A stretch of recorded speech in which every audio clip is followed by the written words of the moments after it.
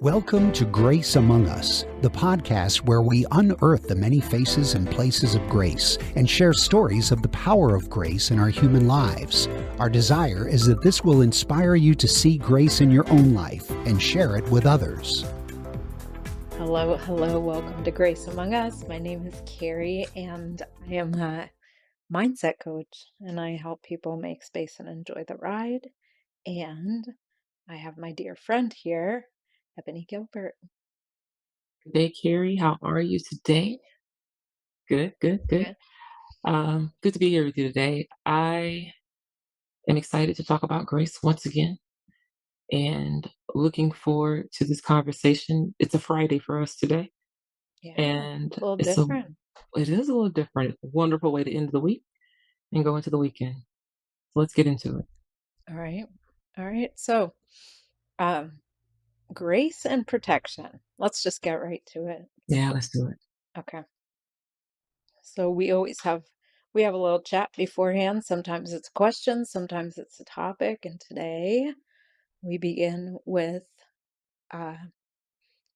another pointer to grace, and it is grace as a protector or as protection. And what started this off was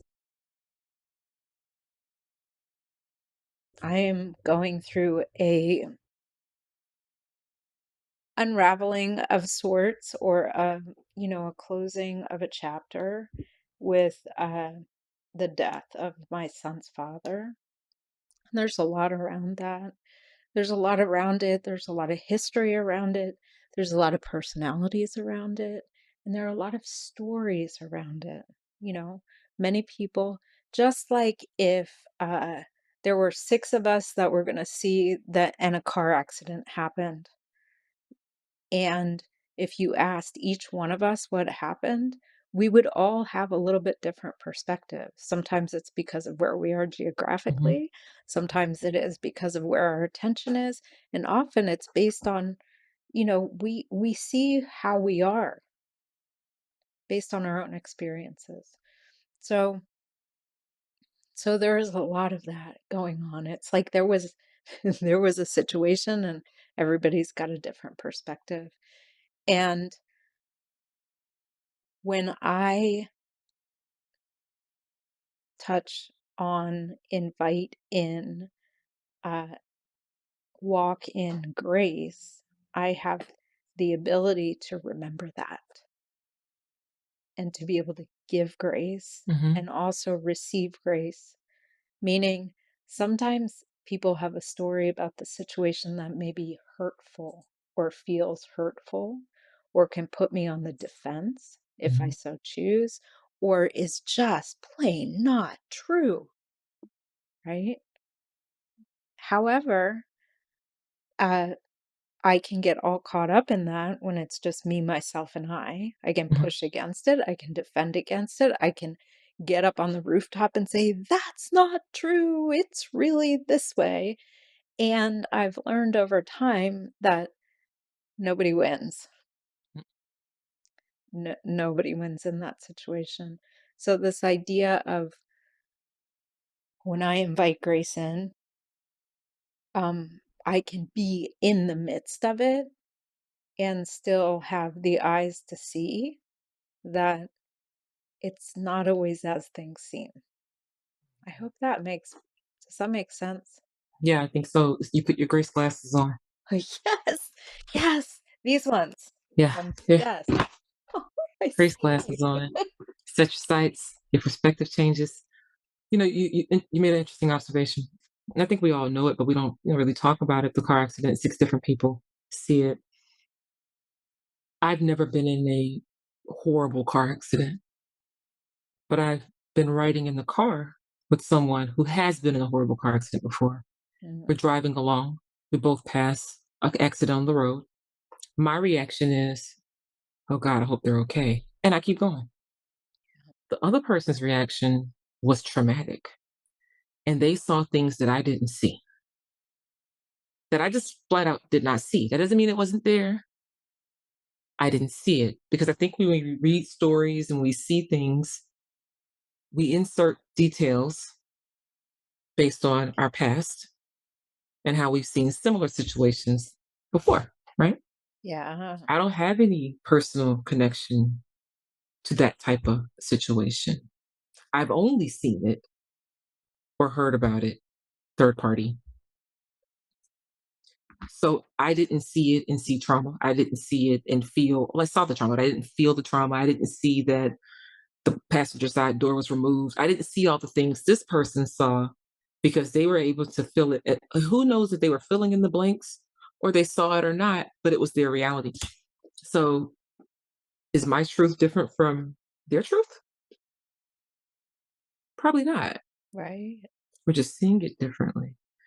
And that particular example doesn't show where grace is coming into play, but it absolutely highlights that your view on a situation or a story can be very different depending on where you're standing and what your past involves. Absolutely. And to that point, I'm still in the car with you and your friend as you're Hmm. driving by this accident. You have one response or reaction, right? She has another one. Hmm. But where the grace comes in is you don't have to negate her response. Precisely. I don't get to minimize her reaction. No. I don't get to glorify my not quote unquote nonchalance. Yeah. None of that is appropriate.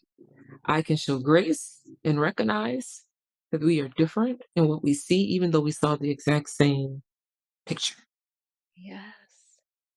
And you may actually learn something from her experience Hmm. that or she may learn something from your experience, but none of that will happen if there's not some grace in between. Man, this is coming together. So, in your example, the protection was what?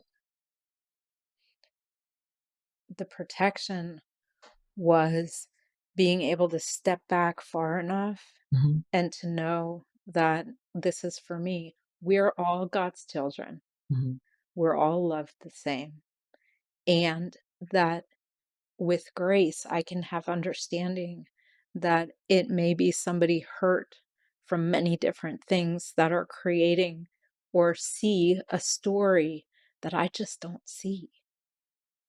And that it probably has, even if my name is in the story and I know what I've lived, it probably has nothing to do with me. And that I cannot conjure by myself. The protection of your peace. Yes. The my uh the peace in my mind. Hmm. The noisy pestilence. Yes. I got you. I got you. That's good. That's good. The other thing that it does is if I know there are places where people may not like me or situations where I'm going to be in a room where uh people have differing opinions, like I can put on the protection of grace to go be myself in that situation Hmm. and to be okay, like allow them to have their feelings, allow them to have their stories, and at the same time, allow myself to do that too. That's good. I don't have to protect myself from outside circumstances. That is the truth. That is the truth. Oh man, that's good. Excuse me. I had a situation many years ago, about 10 years ago, Mhm. where I was being stalked legally, not using that word Mhm. lightheartedly. I was being stalked. And for a long time before I knew it. And by the time the detective told me it was happening, I needed some protection. And no matter how many weapons or security systems or whatever I did to feel protected, it didn't quite work. It didn't quite work. So eventually I got really into Psalms. I think it's 91, the 91st Psalms, Mhm. which is all about protection. And then I started to remember other stories and biblical stories to give me a little bit more peace so God could become my peace in that situation. And I'll tell you, the work that did in me was so much greater than ADT, Smith and Wesson, and everything else. It was the protection of my mind that came, and it didn't come just from reciting it over and over again. It came because it allowed me to see that number one, I'm covered, Yeah. I am protected, but it also allowed me to extend some grace to this individual who was behaving poorly. And it allowed me to connect the dots and have some empathy for what was driving this individual to feel this was necessary. Um, and the grace wasn't for my protection necessarily. The grace was in giving it, extending it to someone similar to what you're saying, extending it so that I could see the situation, which was very difficult, very challenging, very scary, not based in a lot of what I thought to be truth. So I just fundamentally disagree with the whole thing, but I had to show a little grace to get the protection I needed for my peace. Does that make sense? I feel like that's kind of all It over the place. Does that make no, sense? it makes so much sense, and as you were speaking, I'm gonna back up a little bit. As you were speaking about, it wasn't ADT, it didn't matter how much ADT you had, how much Smith& and Wesson you had, and, like, in my mind, I'm imagining, like, those cartoons where, like, these guys build up all their bombs and their And TNT dynamite boxes, and this. and these guys build up and they build up and build up, like, into these big piles. Like, and what came is, of course, it was never enough because it's relying on human things. Mhm. There's only one thing that I personally can rely on that is always enough. I was trying to build this armored fortress around my dwelling, Yeah. and my house wasn't being stocked. To your point, and what does it do to your peace of mind to walk into your house and as you're protecting yourself from the outside world, you're also in a cage. Correct. The attack was not on the thing I was trying to defend and protect. Yes. So, going back to your first example, when you're in a position to defend and protect yourself, are you even in alignment with where the true attack is coming from and who it's directed towards? No, ma'am. You No, had to talk into the mic for that one. I did. Little emphasis there. Where's the attack? Who's it coming from and what's it aimed at? If it's trying to steal your joy and steal your connection with God, what is it that you should be protecting and how do you do that? Those tools look very different from ADT and Smith and Wesson. Absolutely, and even defending myself with words. Mhm. In almost all situations, unless I'm put in a court of law where I'm Mhm. being asked to defend myself with words. Other than that, when I'm defending, I'm trying to defend my reputation. I'm trying to defend how I look, which might be the same thing, my ego, my feelings, all this. I'm not trying to protect the peace that is provided when I'm aligned. That's so that's so good. You know the story, the 3 Hebrew boys, they get thrown into the lion's den. Yeah. You wanna say their names? 'Cause I know you like to say. I do, Shadrach, Meshach, and Abednego. Thank you. They get thrown into this fire because they won't bow to the king. And the fire, as the story goes, the fire does not burn them. Um, the graces and the protection, but they're still in it. Yes. They're still in it. The fire still came. They still got thrown into it for being authentic, for entering into a room and not allowing themselves to be swayed or bending to someone else's will. They were standing firm in what they were, what they believed in, and they were punished for that. So they get thrown into this fire and they don't get burned. Talk about protection. Talk about grace. Talk about the reward for being authentic and being true to what you're supposed to be true to. That comes to mind for me. I love that. I love how you stated it. And um, there's like this school of thought out there these days that if I am my authentic self, like life is just going to be so easy. Like if something's tough, then I'm not being true to myself. And I want to say, I just because when we are who we are and true to ourselves, it doesn't mean that fires are not gonna come. It's Depending on what just you're standing for or against, it might get a little hotter. you are spot on. It absolutely might. So please, as you are being in alignment with yourself, um, please don't judge the outside circumstances on whether you're doing it good or not. Could be a controlled burn. Yes. We do have an episode on that. If you'd like to check it out. The other thing about that statement about be true to yourself, be your authentic self, I I'm in my 40s and some days I don't know who I am.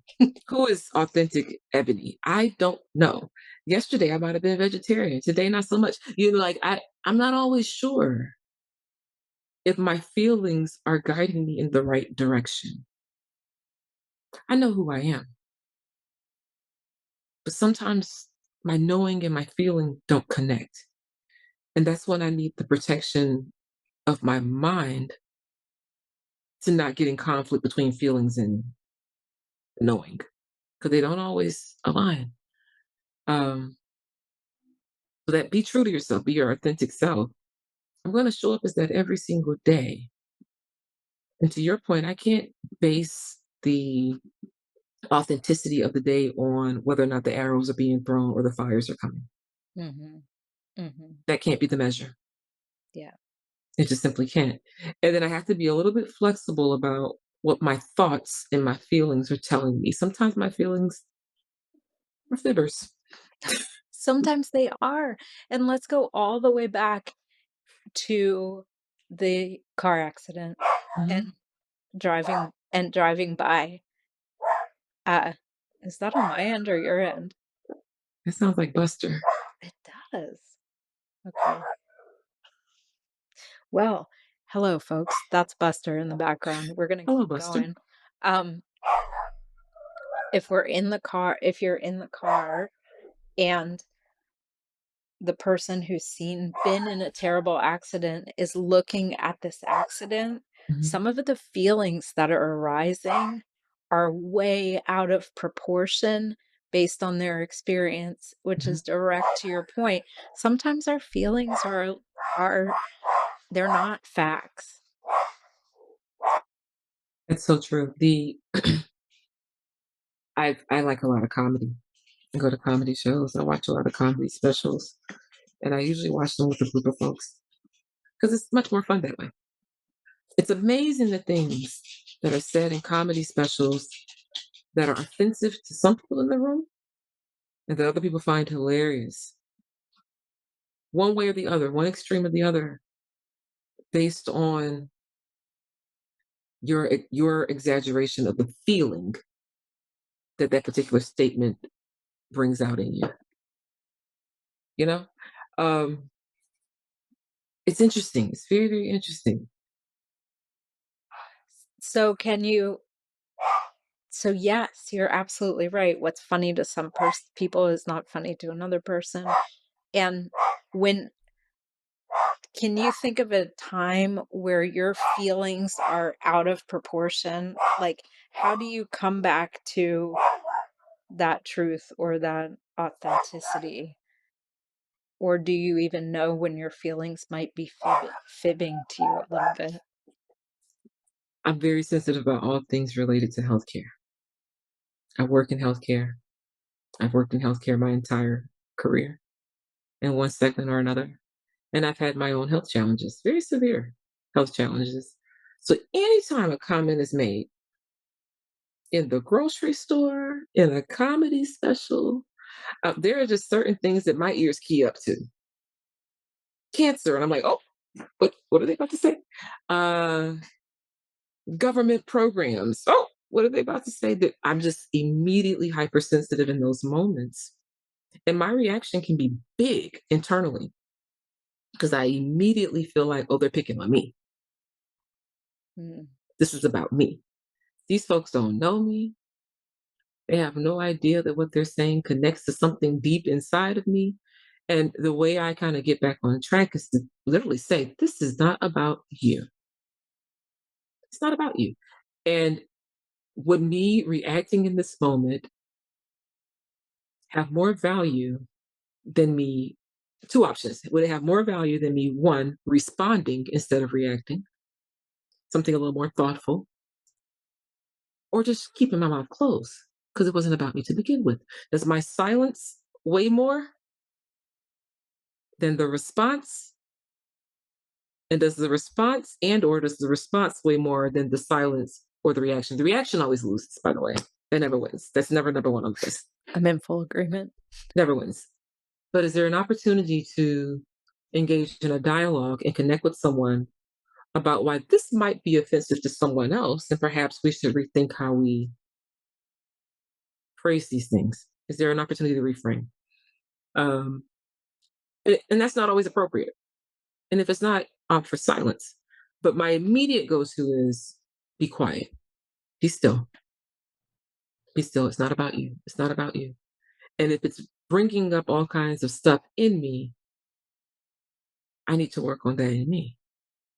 Yeah. I need to work on me. But either way, the moment gets protected because, once something comes out of your mouth, it's out. You cannot suck it back in. No, you You cannot grab can't it. can't renege on it. You can't pull it back in. You can't, say, oops, you can apologize, but once it's out.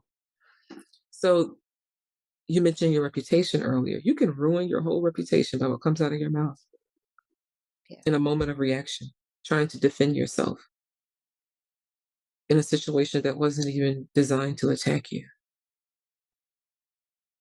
absolutely. So Does that make sense? yes, it does. It does make sense. It's like grace is the protection. I mean, you said it. It protects your mouth sometimes. And it also provides discernment. Like me on my own, if somebody's talking about a hot topic for me, because my hot topics, this is another part of being authentic, of learning. Like, I have hot topics. There are some Hmm. topics you could talk all day long. Okay, whatever. But you hit on a couple subjects and I'm gonna stand up and take attention to that. Grace also allows that discernment. Like, in a hot topic, without grace, I'm not going to pause. And not only, I loved your question, and I'm going to use that, I'm taking it with me, is not only do I keep my mouth shut, do I just be quiet here? Does anything need to be said? But the more powerful question, is there value in Hmm. saying anything? Is there value? Because if it's gonna stir up more chaos, or if I know that my comment is going to create a reaction, a counter reaction, Hmm. that might not be the right time. And then I can use a little discernment. Is this the right audience? Is this the right time? Is this the right place? And then I'm asking God, protect my words, protect my reactionary, quick trigger, because I want to say it. Because now I'm burning on the inside and I want to get it out and I want to get it out. And I'm going to set you straight. That's It's not, it's like a steam valve, right? yeah, yeah, yeah, yeah. Yeah, and we're talking about grace as protecting our minds and our words and what comes out of our mouth. I've talked about before um, the grace in not getting something that I wanted. It was protection because that thing wasn't for me to begin with, and it ended up fizzing out 3 months later. It was a job in that particular situation.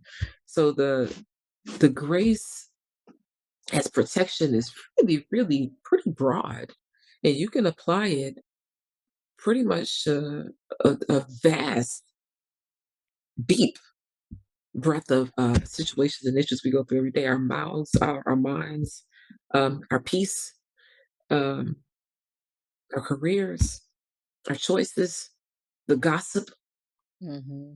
the stuff, the stuff, so much stuff, The stuff. the stuff, the things, and now the grace. And when we talk about grace, and I'll close out my thoughts with this. When we talk about grace, we're not talking about a package showing up on the porch with big letters GRACE on it. It's the thought, the small voice on the inside that says, "No, no, no, be kind. No, no, no, no, slow down." It's that small, still voice that pushes the brakes for us when we want to go full steam ahead. I love that. And you'll have to excuse if you hear Buster. He's got a lot to say today. Um, Grace. yes, it is Grace. He's very adamant about this topic, I'm guessing. Uh, I love how you said that because it's not the package on the doorstep. Mm-mm. Like, I don't get to pull up my phone and order up some grace. I have to invite it in. It's like swinging the door open. I Mhm. can't go search for it. I can't, you know,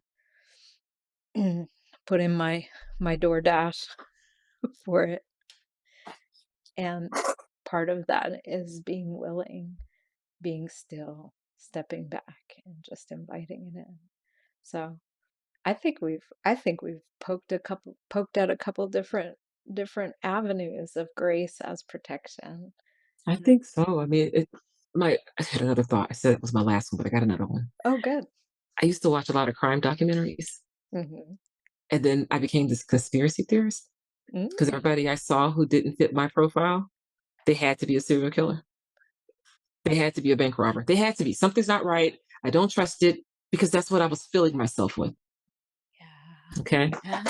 I still like them, but I narrowed it quite a bit. Um, so how do you build that small voice? How do you make it a little bit louder on the inside? I think you have to immerse yourself a little bit in grace things. Yes. You've got to read some stuff. You've got to connect to people who are talking about it, and then you recognize it more when because this could be a whisper, and if you're not tuned into it, you can't grow it. So how do you water that seed of grace that speaks to you and tells you when it's time to talk and when it's not time to talk and gives you how do you exercise discernment? Literally exercise it, strengthen it, make it bigger, make it stronger so you can hear it and see it when you need to. I think for me, I have to be around it. I have to recognize it. I have to talk about it. I have to do this podcast. I have to have these conversations with you because then it makes me more sensitive to it. And then when I pass by a situation, driving past a situation that requires grace, I'm tuned to it because Yeah. grace is now part of my story and I'm looking for it and I'm sensitive to it, as opposed to being more sensitive to the trauma or the bad feelings that the same thing would have generated. Is that? Yeah, yeah, absolutely. To your point, there's a saying that if you hang around a barber shop long enough, you're gonna get a haircut. Hmm. Put yourself in the place. Be curious about grace. Start to see it, make room for it, Hmm. right? Yeah. And Make you room do. for it Yes. and enjoy the ride. Yes, ma'am. Yes. And have the conversation. If there's something that got sparked in you on this podcast, share it with somebody. Hey, check this out, or talk about it. If you have a friend, if you guys listen to this together, talk about it because when I really started to see grace was when I was willing to look for it in my own experience. Like you and I, we can talk about it forever, but it's really please, if you can, take something that you heard today and go apply it. Go try Absolutely. it out. Exercise it, water the seed, Hmm. all those good things. I like how you did that. we're practicing. We're Not only practicing. we could talk about grace all day, and now we're learning how to be on a podcast. So We're practicing. bravo. We're practicing. And thank you guys for coming along with us. Yes, thank you so much for your time and attention. And Okay. yeah. No, go ahead. Oh, I was going to say, if anybody has questions about grace or a question that you want us to talk about on one of these podcasts, just put it in the comments or reach out to us, and we invite it all. So We do. We have, or if you want to join us, yeah, we welcome it. absolutely. Grace out. Grace out. Thank you so much for joining us. If you enjoyed this episode, please let us know. We love to hear from you, and share it with a friend. Also, please be sure to subscribe so you're notified when a new episode is posted. We hope you're leaving with another pointer to grace, a new perspective that will light it up in your own life. Until next time, be well, be bold, be kind to yourself, and be on the lookout.